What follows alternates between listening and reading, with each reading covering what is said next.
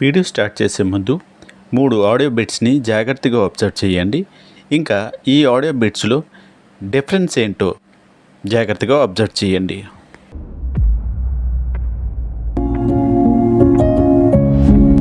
ఈరోజు టాపిక్ వచ్చేసరికి చాలా ఇంపార్టెంట్. ప్రతి వీడియో ఎడిటర్ ఈ టాపిక్ నేర్చుకోవాల్సిందే.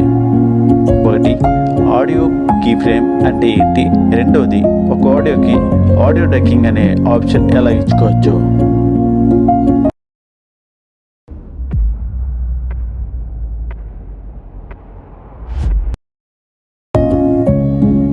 ఈరోజు టాపిక్ వచ్చేసరికి చాలా ఇంపార్టెంట్.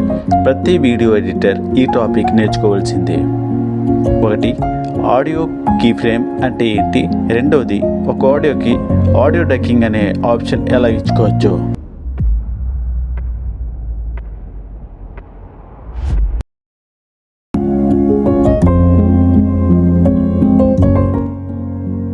ఈరోజు టాపిక్ వచ్చేసరికి చాలా ఇంపార్టెంట్. ప్రతి వీడియో ఎడిటర్ ఈ టాపిక్ నేర్చుకోవాల్సిందే. ఒకటి, ఆడియో కీ ఫ్రేమ్ అంటే ఏంటి, రెండోది ఒక ఆడియోకి ఆడియో డకింగ్ అనే ఆప్షన్ ఎలా ఇచ్చుకోవచ్చు.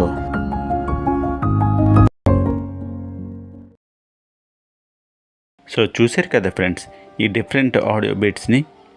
ఫస్ట్ ఆడియో బిట్ నార్మల్గా ఉంది. దీంట్లో 2 బిట్స్ కూడా ఒకేలాగా ఉన్నాయి, తర్వాత ఒకే స్కేల్లో ఉన్నాయి. పెద్దగా డిఫరెన్స్ ఏం కనిపించలేదు. రెండో బిట్ ఇంకా మూడో బిట్ ఆడియో ఒకేలాగా వినిపిస్తుంది, బట్ ఆడియో సెట్టింగ్ వచ్చేసరికి కాస్త వేరియేషన్ ఉంటుంది. రెండో ఆడియోలో ఆడియో సెట్టింగ్ కీ ఫ్రేమ్ ద్వారా సెట్ చేసుకున్నాం. అలాగే మూడో బిట్లో ఆడియో సెట్టింగ్ ఆడియో డకింగ్ ఆప్షన్ ద్వారా ఆడియోని సెట్ చేసుకున్నాం. సో ఆడియో కీ ఫ్రేమ్ ఇంకా ఆడియో డకింగ్ ఆప్షన్ ఒక ఆడియోకి ఎలా అప్లై చేసుకోవచ్చు, ఇంకా అప్లై చేసేటప్పుడు ఆడియోకి ఏంటి ఎఫెక్ట్ వస్తుందో ఈ వీడియో ద్వారా చూద్దాం.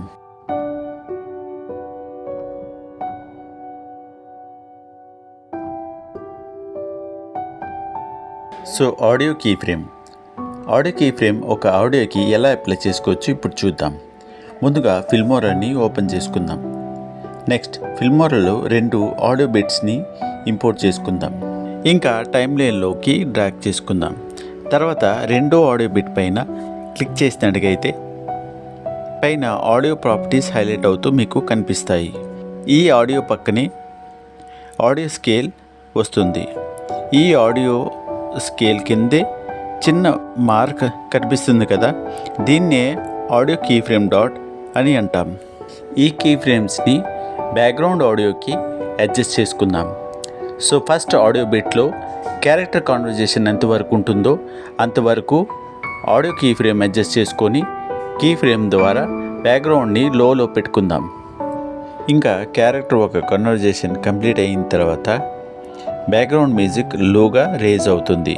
ఈ కీ ఫ్రేమ్ సెట్టింగ్ అంతా మాన్యువల్గా సెట్ చేసుకుందాం. సో ఈ కీ ఫ్రేమ్ సెట్టింగ్ని ఆడియో కీ ఫ్రేమ్ సెట్టింగ్ అని అంటాం.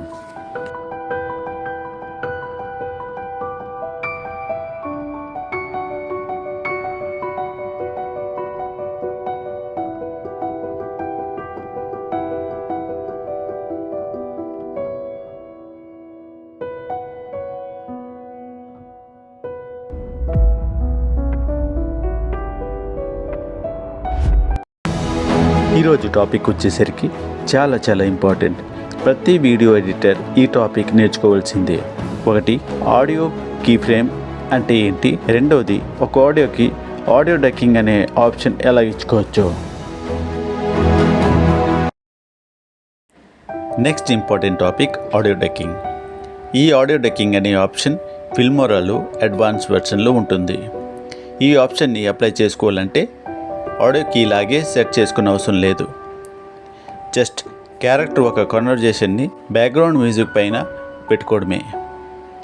బ్యాక్గ్రౌండ్ మ్యూజిక్ ఆటోమేటిక్గా లో అయిపోతుంది. ఇప్పుడు ఈ ఎఫెక్ట్ని చూద్దాం.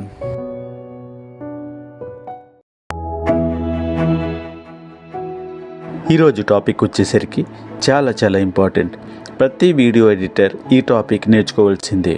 ఒకటి, ఆడియో కీ ఫ్రేమ్ అంటే ఏంటి, రెండోది ఒక ఆడియోకి ఆడియో డకింగ్ అనే ఆప్షన్ ఎలా ఇచ్చుకోవచ్చు.